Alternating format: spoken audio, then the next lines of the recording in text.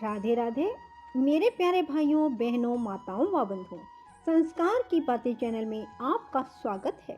बंधुओं, आज पौष अमावस्या के दिन मैं आपको सुना रही हूँ पौष अमावस की कथा। बंधुओं, जो मनुष्य भी पौष अमावस की कथा को सुनेंगे उनकी हर मनोकामना शीघ्र पूरी होगी। बंधुओं, पूर्ण विश्वास सच्ची निष्ठा के साथ पौष अमावस की कथा को सुने। बंधुओं, यदि आपने YouTube चैनल संस्कार की बातें अब तक सब्सक्राइब नहीं किया तो जरूर करें और बेल आइकन दबाना ना भूलें, ताकि आपको हमारी आने वाली सभी वीडियोस की जानकारी सबसे पहले हो सके। बंधुओं, कथा को पूरी सुनने के बाद कमेंट बॉक्स में जय पितृदेव अवश्य लिखें। बोलो अमावस्या माता की जय हो। एक नगरी में एक राजा राज्य करता था। उसकी प्रजा एवं परिवार सब आनंद से रहते थे।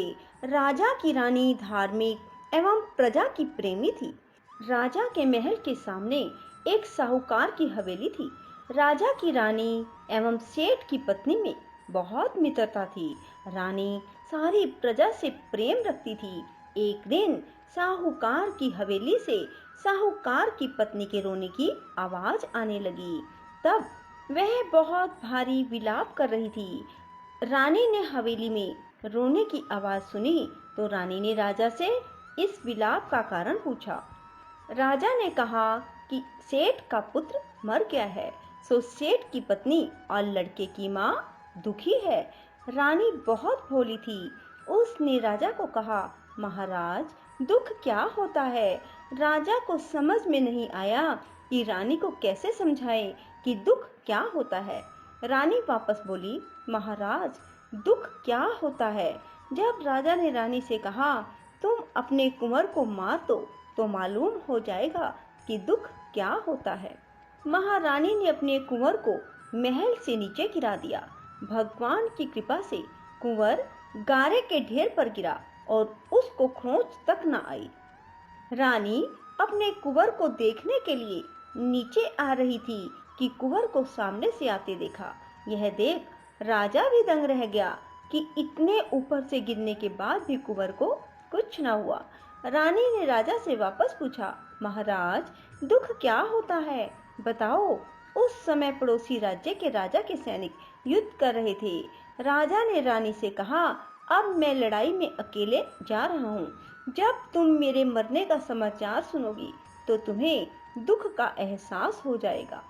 राजा ने युद्ध के लिए प्रस्थान किया, लेकिन भगवान और अमावस माँ की कृपा से लड़ाई जीतकर राजा घर वापस आ गया। अब राजा को भी आश्चर्य होने लगा कि क्या कारण है। उसी समय महारानी महाराज के पास आई और वही प्रश्न दोहराने लगी, दुख के बारे में कैसे एहसास दिलाया जाए। राजा ने रानी को बुलाकर कहा, अब हम गंगा जी की यात्रा करने जा रहे हैं। वहां गंगा की धारा में कूद जाऊंगा, तब तुम्हें दुख का एहसास होगा। रानी ने गंगा यात्रा की तैयारी की और आवश्यक सामान व रास्ते में भोजन की सामग्री का प्रबंध कर यात्रा के लिए प्रस्थान किया। कैलाश पर भगवान शिव ने पार्वती से कहा कि सती, आज मैं कलयुग में सुखी आत्मा के दर्शन कराऊंगा। शिवजी ने बकरे व पार्वती ने बकरी का रूप धारण कर एक बावड़ी के पास घास चरने लगे। इतने में राजा रानी की सवारी आई। रानी ने सुंदर छाया और बावड़ी को देखा तो राजा ने कहा, हम यहीं थोड़ी देर जलपान व विश्राम करके आगे बढ़ेंगे। राजा रानी ने वहां जलपान किया।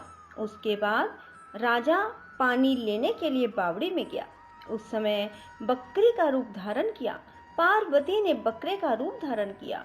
शिव जी से पूछा, स्वामी, इस रानी को दुख देखना है, मगर इसे दुख क्यों नहीं मिलता? रानी ने बकरी को मनुष्य की भाषा में बोलते देखा। उसे गौर से इसने सुना कि इसने सुख नाम की अमावस का व्रत किया था। इस जन्म में रानी बनी और सुख का आनंद ले रही है। सती, यह राजा गंगा में भी नहीं मरेगा। रानी ने उसकी बात सुनी। तभी राजा पानी लेकर आया तो रानी ने राजा को वह सारी घटना सुनाई और वापस अपनी नगरी को चले आया। राजा ने अपनी राज्य में प्रजा को सुख अमावस के व्रत करने की आज्ञा दी। राजा हर अमावस माँ की पूजा और कथा करने लगा। यह व्रत जिस दिन शुक्रवार की अमावस हो उसी रोज से आरंभ करें। 21 अमावस तक व्रत करें। पहले 5 अमावस गेहूं लाल कपड़ा दान करें, 5 अमावस मूंग, उसके बाद 5 अमावस चना, बाद में 5 अमावस मक्का और अंत में 21वें अमावस को चावल दान करें।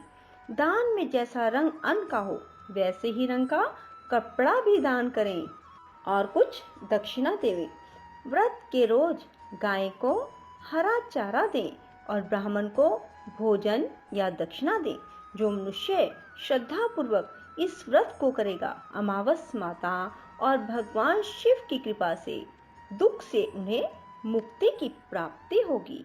बंधुओं, यदि आपको हमारी वीडियो पसंद आए तो इसे लाइक करें और शेयर भी जरूर करें। धन्यवाद।